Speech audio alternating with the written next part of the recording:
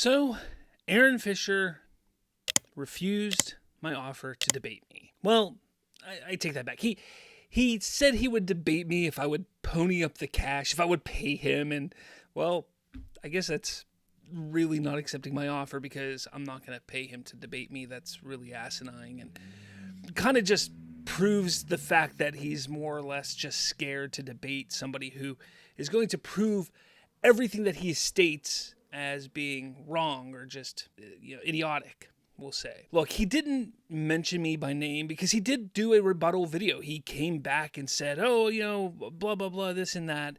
We're going to get into that in a second here. But he didn't mention me by name because he doesn't want to give me traffic to my show. Oh, no. That's okay, because that really wasn't the point of what I was doing. My intent is not to necessarily get subscribers, to get likes, to get views. Again, that's what all YouTubers want, right? If you're making a YouTube videos, you want likes, you want subscribers, you want the subscription, you want all that. That's what you want. But my intentions were to highlight the hypocrisy that is going on. Now, to be fair, because he sits there and says, the only reason why I want to debate him is to grow my channel for recognition. And look, let's be fair here. If I wanted to grow my channel, I would go after somebody much larger than him. There's nobody bigger than him that is making these asinine claims that I've seen. Again, it's not about growing my channel, at least not this here. And this is to you, Aaron, because I know you're going to see this. I know your fans, your friends, whomever are going to tell you, watch this, he came at you again. And look, yes, I'm going to get to some points here that you made in your video. I can sit back. I can absolutely sit back and let you talk at your camera day in and day out and let you make a mockery of yourself. I could absolutely let you do that. Hell, I don't ever need to watch a video of yours again. I don't even need to look at your Twitter page. Don't need to do it. The part that really bothers me, it isn't that you have your own opinion, because we all are allowed to have our opinions. That's okay. We're all entitled to that. But the part that really bothers me is that you go at it with such malice when it comes to DC and James Gunn. And for that reason, that is why I'm doing this. I mean, it's over superhero movies, dude. Like, why are you coming at it like this? You are purposely destroying and dividing a fandom because you still have your panties up your butt crack that Zack Snyder did not get to finish his arc. Like, think about that for a second, dude. Like, literally sit back and look at yourself in the mirror for a second and think about that. Like, that is why you go at James Gunn as relentlessly as you do. Like, that's just pathetic, don't you think? The fandom which you are a part of, that fandom once stood for something. It stood for honesty, integrity. Scratch that. It stood for artistic integrity. It really did. I was part of that fandom. And if you remember, it stood for artistic integrity, or maybe you forgot, or maybe you just ignored the fact that it stood for that. Or maybe it was only for Zack Snyder, other filmmakers be damned. Maybe that's what it was all about. I left the Zack Snyder-verse fandom, whatever you want to call it, the Snyder-verse fandom. I do still consider myself a Snyder fan, and I will watch his films.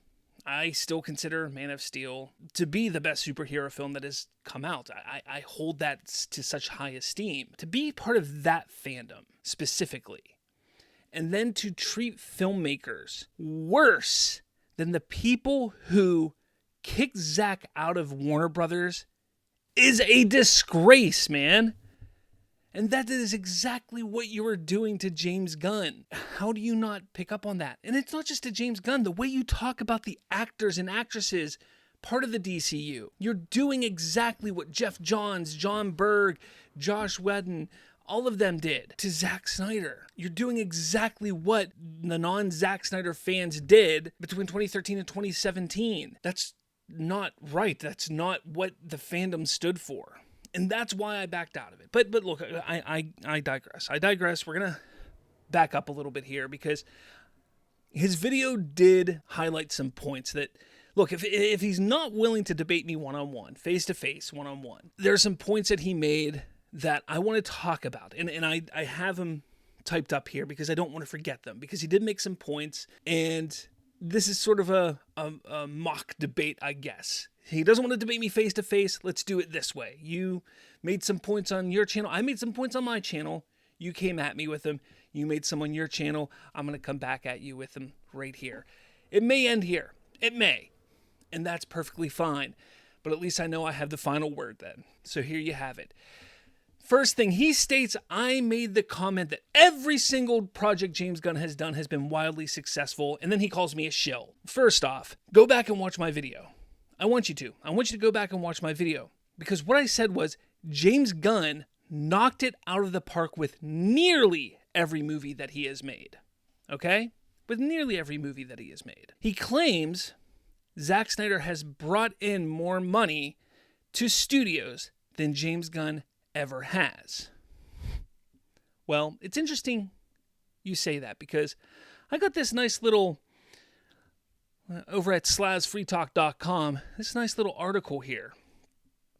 And it kind of breaks down box office performance, the visual comparing to the writing styles, everything. It's excellent. Go to slavsfreetalk.com for this. It's a great article.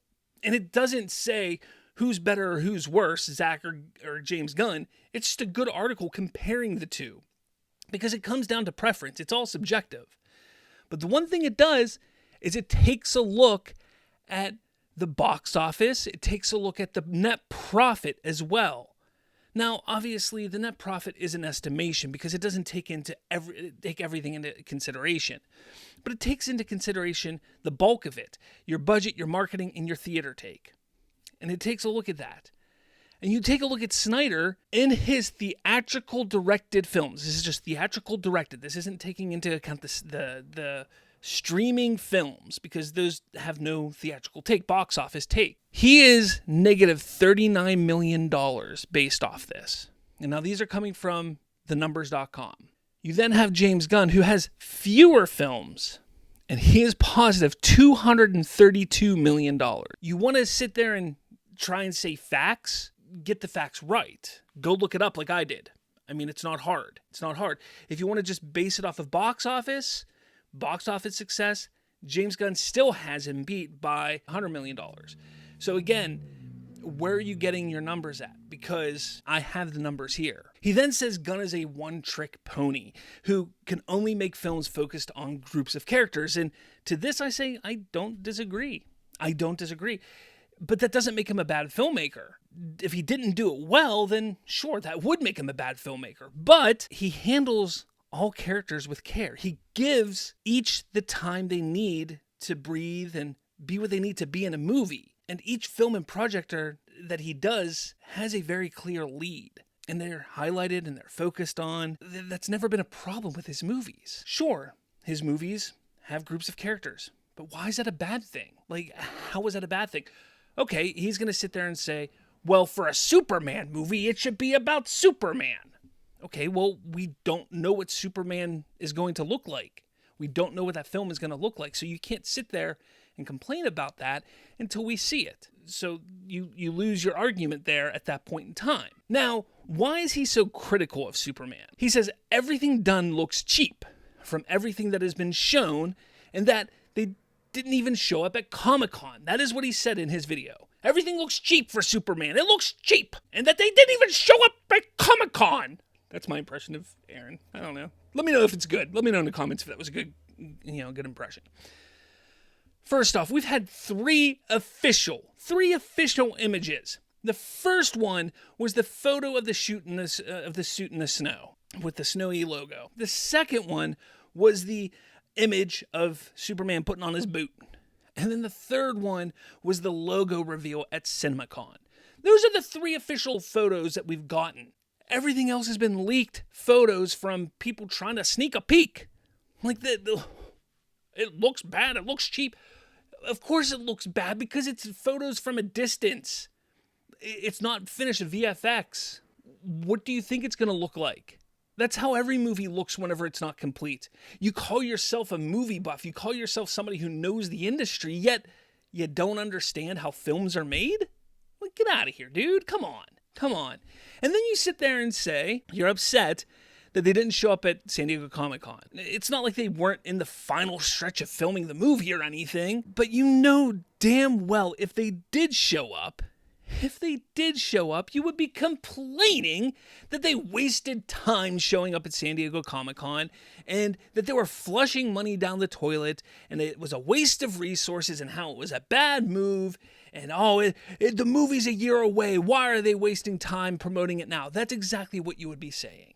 Exactly. But then you go and say this, they're not doing anything to promote this, saying the movie.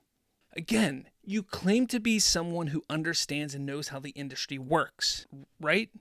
Like, that's what you claim. Otherwise, why are you doing a channel where you talk about this stuff? So, if you do understand that, you must understand that marketing and promoting a film too early does absolutely nothing for a movie.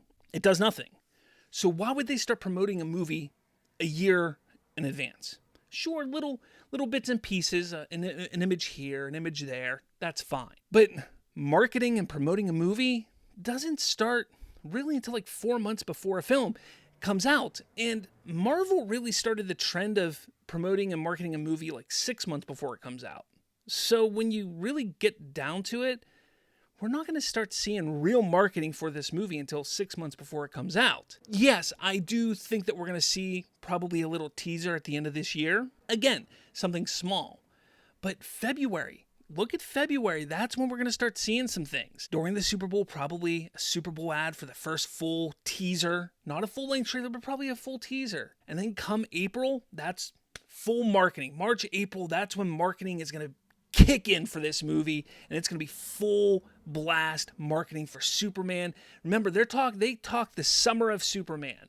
So my guess is going to be like April. That's when they're really going to push for the summer of Superman. I know it's springtime, but they're going to push the summer of Superman, and they're really going to push the marketing then because that makes sense. That's what makes sense. So think about that, man.